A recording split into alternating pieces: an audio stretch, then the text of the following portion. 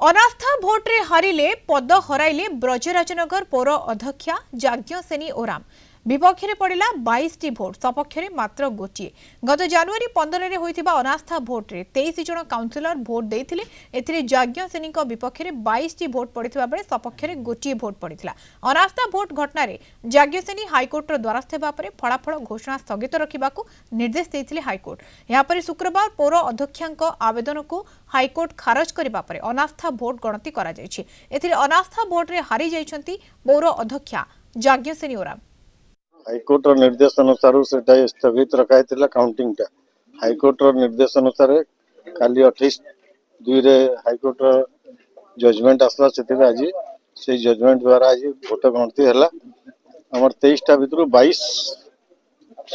सपक्ष no confidence motion आ गोटे विपक्ष 2025 जो नाता प्रथा आगत तार भोट करा मान्यवर कोर्ट आदेश मते से भोट गणति स्थगित रखा ट्रेजरी स्ट्रंग रूम रखा आज जिलापाल आदेश प्रकार भोट गणति करागला बैठकर विवरणी को जिलापाल को हस्तांतर करने।